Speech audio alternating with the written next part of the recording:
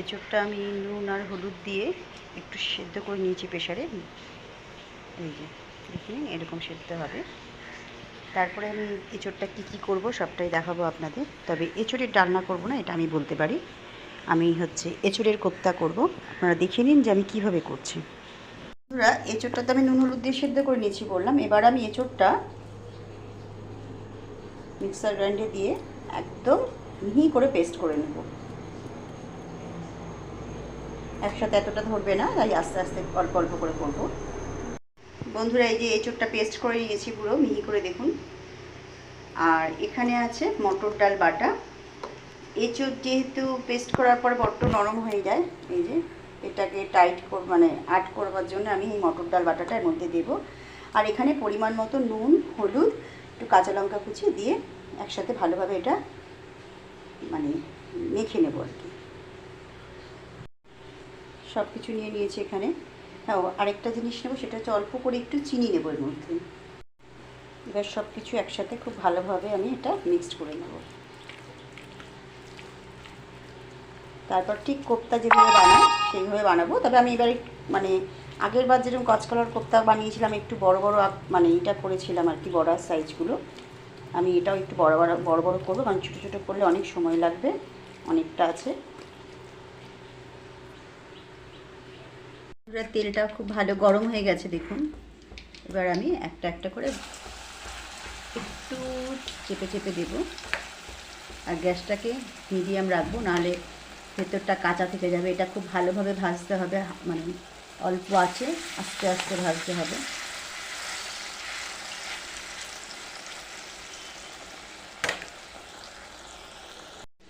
আমি এরকম আকারে একটু বড় বড় সাইজ করে এগুলো ভেজে নিচ্ছি। আপনারা চাইলে ছোট্ট ছোট্ট যেরকম কোপ্তা করে সেরকম কোপ্তা সাইজও করে ভাজতে পারেন। আমি একটু বড় বড় করছি, কারণ যেহেতু এটা পেস্টটা অনেকটা হয়েছে, ছোটো ছোটো করলে অনেক সময়ও লাগবে আর অনেকটা হবে, সেই কারণে একটু বড় বড় সাইজের করে নিচ্ছি। দেখুন, কিছুটা বড়া ভেজে নিয়েছি, আর কিছুটা আবার আলাদাভাবে আলাদা আকৃতি করছি, সেটা দেখে নিন আপনারা। নিন, আমি এটা ফুলুরির মতো গোল গোল করে নিয়েছি হাতে নিয়ে, তারপর ভাজছি। আপনারা যেরকম খুশি ভাজতে পারেন, আমি দুরকমভাবেই দেখালাম।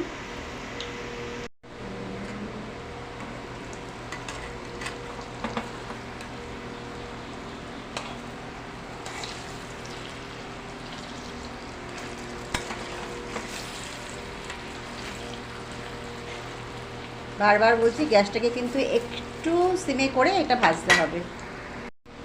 বন্ধুরা, সব দিকটাই একটু ঘুরিয়ে ঘুরিয়ে ভাজতে হবে। সব দিকটাই যখন পুরোটাই এরকম ব্রাউন কালার এসে যাবে, তখন একটা একটা করে এটা নামিয়ে নিতে হবে। তবে এটা হয়তো আরেকটু ছাকা তেলে ভাজলে ভালো হতো, কিন্তু সম্ভব হলো না আমার পক্ষে যে আরও ছাকা তেলে এটা ভাজবো। সেই কারণে আমি আস্তে আস্তে আঁচটাকে অল্প আছে এটা আমি ভেজে নিচ্ছি। বেশি করে আরও বেশি তেল দিলে আরও তাড়াতাড়ি এটা ভাজাটা হয়ে যাবে, কিন্তু আমি অতটা তেল দেবো না বলে আমি অল্প অল্প তেলে এটা ভেজে নিচ্ছি। এর থেকে কম তেলে আর সম্ভব হবে না এই জিনিসগুলো ভাজা।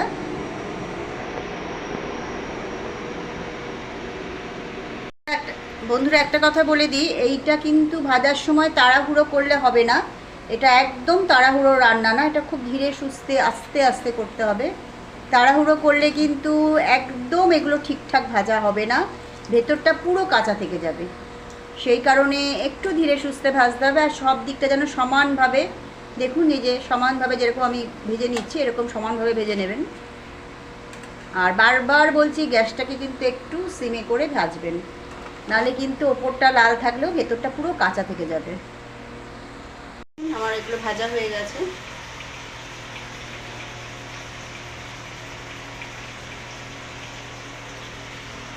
আর এদিকে আমি বসিয়ে দিয়েছি আলু, কেটে ভাজতে বসিয়ে দিয়েছি আলুটা। বন্ধুরা, একেবারে আমি এর মধ্যে একটা তেজপাতা, একটা শুকনো লঙ্কা, একটু হাফ চামচ এরকম একটু গোটা জিরে, আর দুটো ছোটো এলাচ, আর একটুখানি দারচিনি ভেঙে একেবারে এর মধ্যে দিয়ে দিয়েছি। আমি আলুটা নুন হলুদ দিয়ে ভেজে ভেজে নেব। আর আলুটা ভেজে আমি তুলব না, এর মধ্যে একদম মশলাটা আমি দিয়ে কষাতে থাকবো। বন্ধু, এখানে কি কি মশলা আছে বলে দিচ্ছি। এখানে আছে আদা, আছে একটা ছোট টমেটো, এখানে আছে 1.5 চামচ গোটা জিরে, 1.5 চামচ গোটা ধনে, আর দুটো শুকনো লঙ্কা, এই আমি মশলাটা পেস্ট করে নিচ্ছি। আর হ্যাঁ, এখানে আর 2 চামচ আমি চাল মগজ দিয়েছি। তাহলে কি কি দিয়েছি, খানিকটা আদা, পরিমাণ মতো আদা, একটু গোটা জিরে, একটু গোটা ধনে, একটু চাল মগজ, দুটো শুকনো লঙ্কা, একটা ছোট্ট টমেটো দিয়ে খুব ভালো করে পেস্ট করে নিয়েছি। আর বন্ধুরা আপনারা চাইলে কিন্তু এটা পেঁয়াজ রসুন দিয়েও করতে পারেন। আজ শুক্রবার যেহেতু নিরামিষ, আমি পেঁয়াজ রসুন দিয়ে করছি না, এটা নিরামিষই করব। আপনারা চাইলে কিন্তু এটা পেঁয়াজ রসুন দিয়েও করতে পারেন। বন্ধুরা মশলা প্রায় কষে এসছে, হয়ে গেছে, মানে অলরেডি তেল বেরোতে শুরু করেছে। আর 1-1.5 মিনিট কষবো। জল দিয়ে দিয়েছি, জলটা একটু বেশি দিয়েছি কারণ আলুটা একটু সেদ্ধ হবে। আর একটু ঝোলটা ফুটে যখন একটু ঝোলটা শুকিয়ে আসবে তখন আমি এক এক করেই বড়াগুলো মধ্যে দিয়ে দেবো। একটা কথা বলে দিই, এইটা দেওয়ার পর, বড়াগুলো দেওয়ার পর কিন্তু একদম ফোটালে হবে না, সেই কারণে একদম ভালোভাবে ফুটিয়ে নিয়ে ঝোলটাকে একটু শুকিয়ে নিয়ে তারপর বড়াগুলো দিলে ভালো হয়। আর একটু তো জল রাখতেই হবে, ঝোল নালে, কারণ বড়াতে এই যে এঁচোড়ের যে বড়াগুলো ভেজেছি এগুলো পুরো ঝোল টেনে নেবে, সেই কারণে একটুখানি ঝোলটা বেশি রাখলে ঠিক জায়গায় গ্রেভিটা গিয়ে দাঁড়াবে। বন্ধুরা দেখে নিই আলুটা ঠিকঠাক সেদ্ধ হয়েছে কিনা। একদম সেদ্ধ হয়ে গেছে ঠিকঠাক আলু।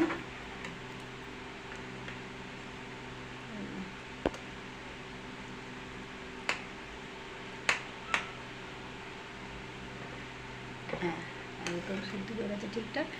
এবার আমি এর মধ্যে ভেজে রাখা কোপ্তাগুলো দিয়ে দেব।